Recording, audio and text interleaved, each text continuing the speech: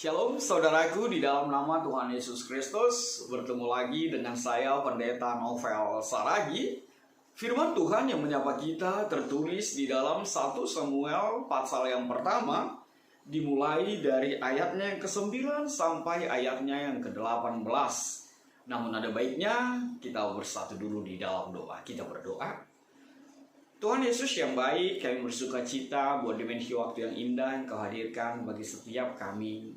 Terima kasih Tuhan, penyertaan pemeliharaanmu dalam hidup kami sungguh teramat luar biasa. Tuhan, satu kerinduan kami mau dengar-dengaran akan firman-Mu.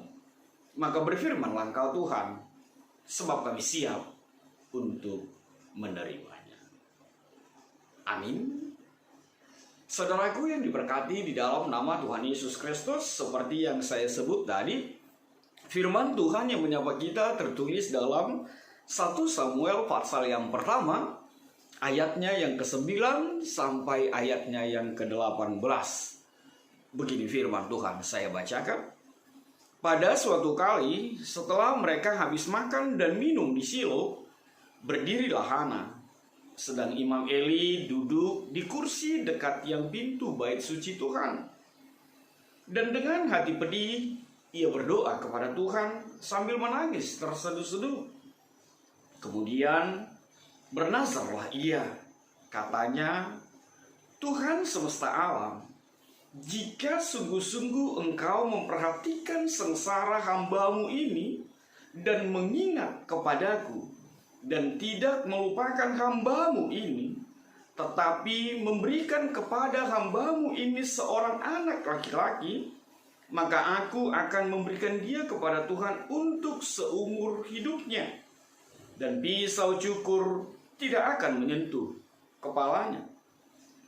Ketika perempuan itu terus-menerus berdoa di hadapan Tuhan, maka Eli mengamat-amati mulut perempuan itu. Dan karena Hana berkata-kata dalam hatinya dan hanya bibirnya saja bergerak-gerak, tetapi suaranya tidak kedengaran, maka Eli menyangka perempuan itu mabuk. Lalu kata Eli kepadanya, berapa lama lagi engkau berlaku sebagai orang mabuk?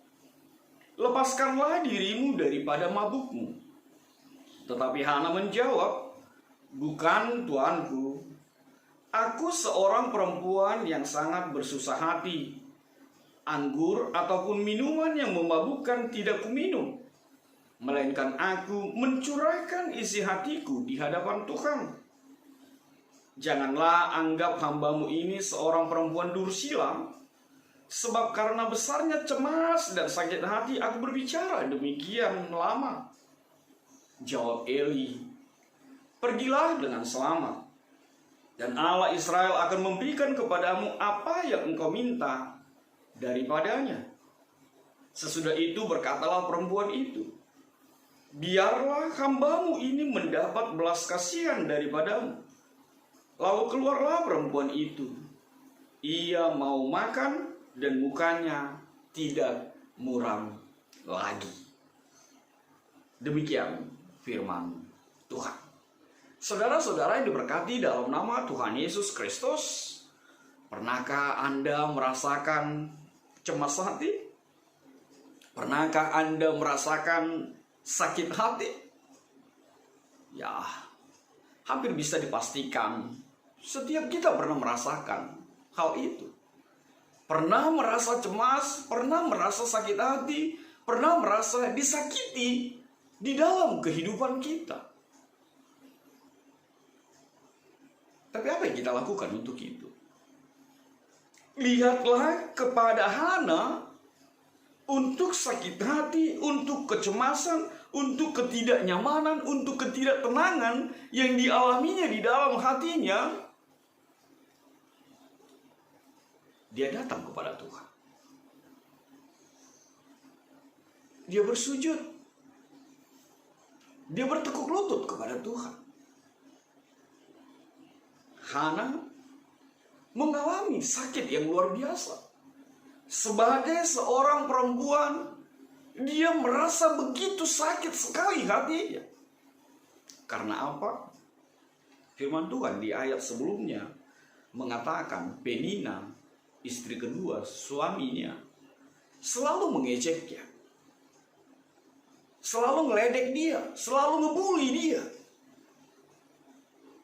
Karena apa? Ya, persoalan keturunan. Memang tidak disebutkan bentuk ejekan itu, tidak disebutkan bentuk ngebully itu, tidak disebutkan bagaimana dia menghina Hana. Tapi dikatakan sampai-sampai Hana merasa sakit hati yang dalam, dia menangis dan tidak mampu untuk menjalani kehidupan bersama dengan situasi yang dialami dari orang yang terdekat, dekat dengan dia di dalam kehidupannya. Sebab Penina, istri kedua dari suaminya, tentu saja sebab mereka tinggal serumah, tentu saja karena mereka selalu bersinggungan, mereka selalu bertemu, ejekan, kekasaran selalu mampir di telinga Hana. Bahkan sampai-sampai dia tidak mau makan dan dia tidak bisa tersenyum. Kita bisa bayangkan bagaimana luar biasanya pergumulan yang dialami oleh Hana itu. Karena apa? Sekali lagi, karena Hana belum dibuahi rahimnya dengan janin, dengan anak, sementara Penina sudah diberkati Tuhan dengan keturunan. Saudaraku, di dalam nama Tuhan Yesus Kristus, memang anak di kitab perjanjian lama dan juga pada saat ini menjadi sesuatu yang diharapkan, menjadi sesuatu yang begitu dirindukan, menjadi sesuatu yang diidam-idamkan. Pasangan, bahkan istri perempuan, di tengah-tengah perjalanan kehidupan rumah tangganya. Tuhan juga memahami hal itu. Tuhan juga mengerti hal itu. Tapi sekali lagi, ketika Hana dibully, ketika Hana diejek, ketika Hana diledekin, ketika Hana mungkin setiap hari disinggung, dia datang kepada Tuhan. Dia menekukkan lututnya. Dia bersujud kepada Tuhan. Dan itu juga yang dikatakan oleh kekasih hati di dalam Kristus. Ketika aku punya masalah, ketika aku punya beban, ketika aku punya penderitaan, ketika aku punya pergumulan, aku curhat bagi Tuhan. Aku curhat kepada Tuhan, aku bertekuk lutut di hadapan Tuhan. Dan aku menyatakan apa yang kualami, apa yang kurasakan di hadapan Tuhan. Ini juga menegur setiap kita, apalagi akhir-akhir ini. Orang suka curhatnya ke medsos, curhatnya ke Facebook ya. Sampai-sampai orang bilang, kamu kok curhatnya di Facebook? Emang Tuhan Yesus punya Facebook ya? Gitu ya. Tapi firman Tuhan mengajar kita, di tengah pergumulanmu, apapun itu, mungkin kita dibully, mungkin kita diejek oleh kekurangan kita, oleh kecacatan yang ada di dalam diri kita. Saudaraku, bengkokkan lututmu. Bertekuk lututlah di kaki Tuhan Yesus. Jangan bicara curhatnya ke tetangga. Jangan bicaranya ke orang lain. Sebab belum tentu kita dapat solusi di sana. Bahkan tidak jarang orang yang curhat kepada temannya, yang curhat kepada tetangganya, justru persoalannya semakin besar dan bebannya semakin berat. Sebab tidak semua orang suka mendengar keluh kesah pergumulan orang lain. Jangan-jangan orang bilang kepadamu ketika engkau curhat, lalu temanmu bilang, kamu itu setiap kali pasti pergumulanmu aja, persoalanmu aja, macam kau aja punya persoalan di dunia ini. Aku kan nggak ada persoalan, sana lah kau, persoalan terus, macam nggak ada yang lain gitu ya. No solution. Tapi firman Tuhan mengajar kita untuk seorang Hana, dikatakan dia datang kepada Tuhan, dia bersujud di kaki Tuhan, dia menyatakan apa yang dia alami. Bahkan hal yang luar biasa, Hana mengajar kita untuk jujurlah kepada Tuhan. Dia jujur sekali kepada Tuhan. Dia mengatakan beban itu. Dia menyampaikan apa yang dia rasakan. Dan kejujuran itu sangat-sangat dibutuhkan di dalam setiap doa. Sebab sering sekali kita tidak jujur dengan keberadaan diri kita kepada Tuhan. Kita sering merasa hebat, kita sering merasa kuat, kita sering merasa mampu. Dan kita menutup karya Tuhan bekerja di dalam kehidupan kita karena keegoan kita. Tapi Hana mengajar kita untuk jujurlah kepada Tuhan. Katakanlah apa yang kau rasakan. Katakanlah beban itu, katakanlah pergumulan itu. Dan hal yang berikut yang luar biasa dari seorang Hana, dia menyelaraskan kerinduannya, pengharapannya, permintaannya dengan keinginan Tuhan. Sebab itu firman Tuhan mengatakan, lalu dia bernazar, berilah aku anak laki-laki. Itu permintaannya. Tapi selanjutnya dikatakan, kalau Tuhan memberikannya, aku akan memberikan kepadamu. Aku akan menyerahkannya untuk melayani Tuhan. Sebuah keselarasan di dalam doa kita. Hana mengajar kita untuk jangan hanya tahu meminta, jangan hanya tahu untuk menyampaikan sesuatu. Tapi ingat juga, apa yang Tuhan mau dengan permintaan kita? Ini menyegarkan kita kembali, mencerahkan kita kembali, bahwa ternyata berdoa itu bukan hanya menyampaikan, tapi juga mendengar. Bukan hanya menyampaikan saja, tapi juga memberi hati, menerima, memberi telinga, mendengar apa yang Tuhan mau di dalam kehidupan kita. Jadi bukan hanya menyampaikan, minta, dan minta, tanpa mampu untuk mendengar apa yang Tuhan mau terjadi atas dirimu. Saudaraku di dalam nama Tuhan Yesus Kristus, ingatlah kitab Roma pasal yang ke-8 juga mengatakan sebenarnya kita juga tidak tahu meminta kepada Tuhan. Maka kalau kita tidak tahu, biarkanlah Roh Kudus itu mengajar untuk setiap kita di dalam meminta, di dalam menyampaikan doa-doa kita kepada Tuhan. Sebab apa? Tuhan yang lebih mengerti, Tuhan yang lebih memahami, Tuhan yang lebih tahu apa yang engkau butuhkan, apa yang kita perlukan di dalam kehidupan kita. Makanya Tuhan sering dikatakan tidak akan memberikan apa yang kita minta, tapi Tuhan akan memberikan apa yang kita butuhkan di dalam kehidupan kita. That's the point. Lalu apa yang selanjutnya bisa kita lihat dalam kebenaran firman Tuhan ini? Firman Tuhan mengajar kita untuk berada di dalam situasi meminta kepada Tuhan itu adalah sebuah ungkapan yang keluar dari sebuah ketulusan. Meminta kepada Tuhan adalah dari sebuah ketulusan. Apa yang dimaksudkan di sana? Yang dimaksud oleh kebenaran firman Tuhan ini meminta dengan ketulusan, tidak ada sebuah pernyataan sedikit pun dari Hana yang mau mengatakan biar si Penina itu tahu, ya kan? Biar si Anu itu tahu.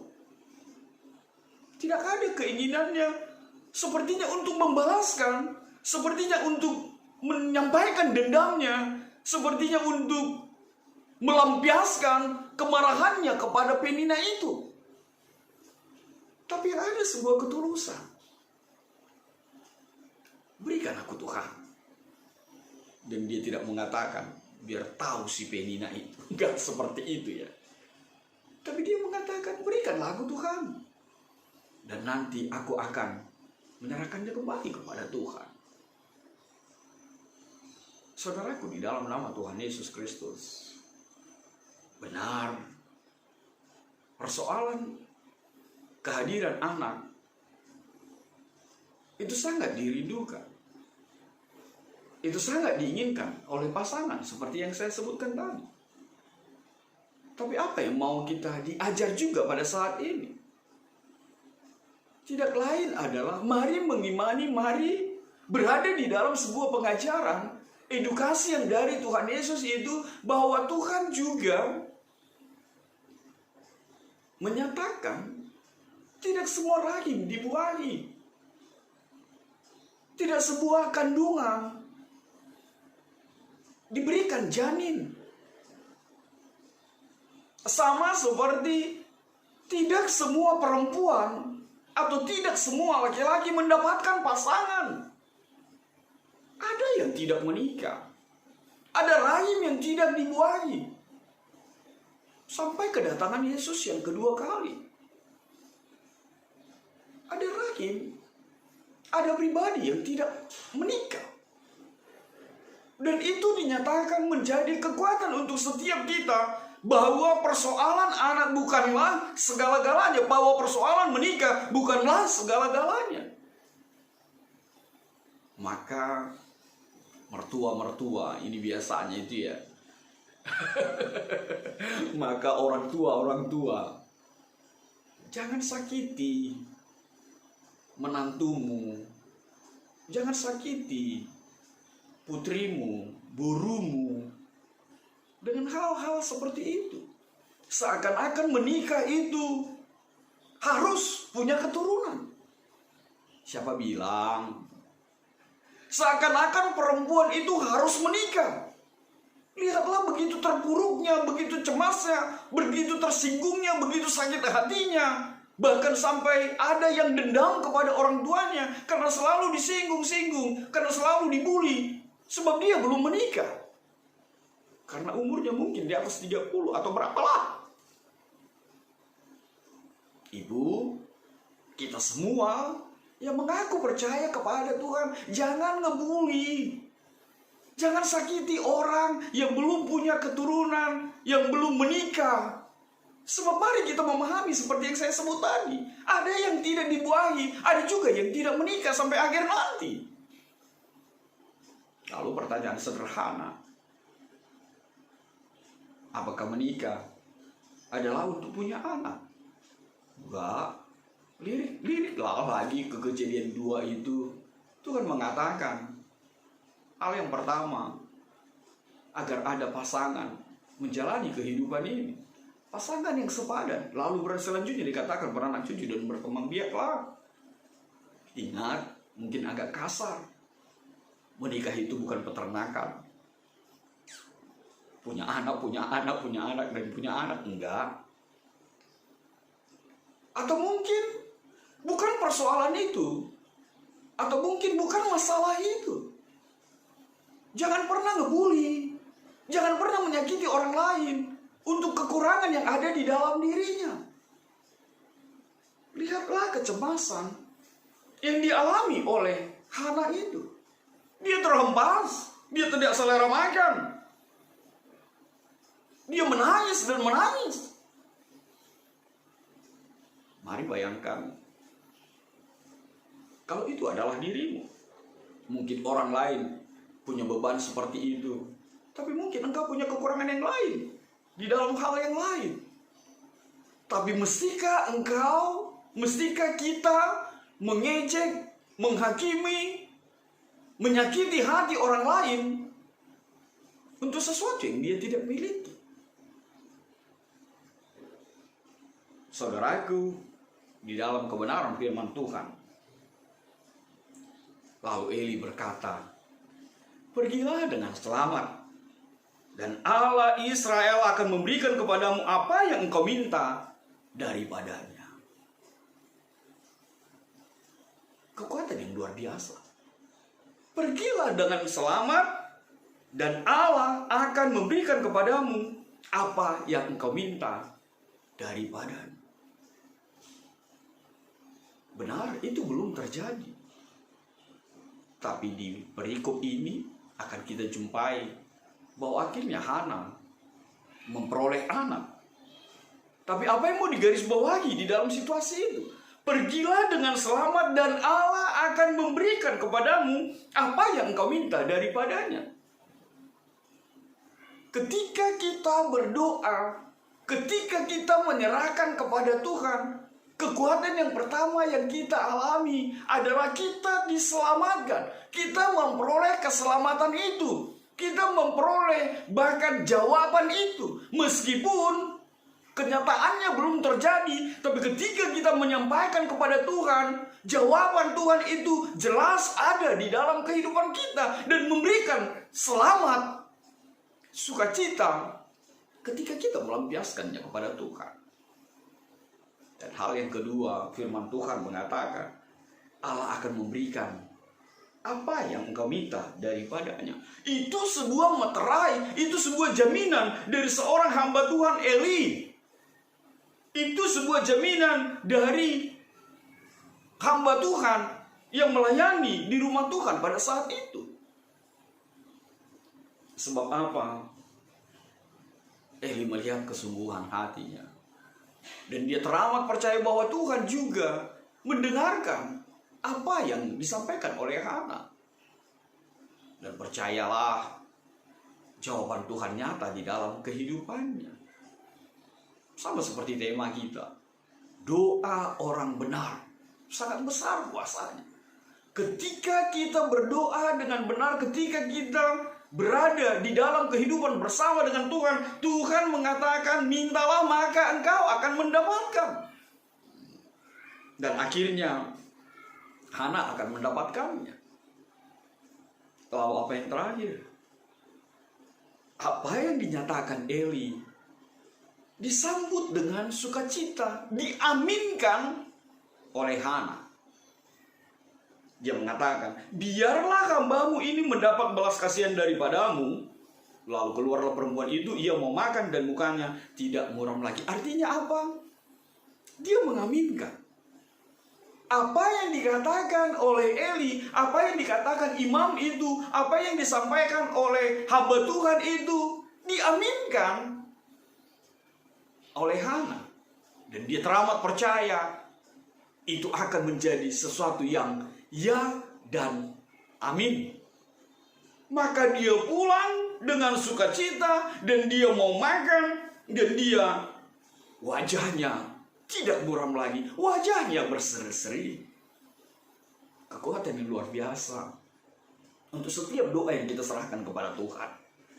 Untuk setiap doa orang benar yang disampaikan kepada Tuhan, membuat wajahmu akan berseri. Engkau akan mendapatkan sukacita dan engkau akan mendapatkan kekuatan yang baru menjalani hari-hari kehidupanmu, melebihi setiap hinaan, melebihi setiap pergumulan, melebihi setiap bulian orang di dalam kehidupanmu. Maka saudaraku, hal yang pertama yang perlu disampaikan adalah apapun persoalanmu, apapun sakit hatimu, datanglah kepada Tuhan. Bersujudlah di kakinya. Tuhan akan mendengarkanmu. Tuhan akan menyendengkan telinganya kepadamu.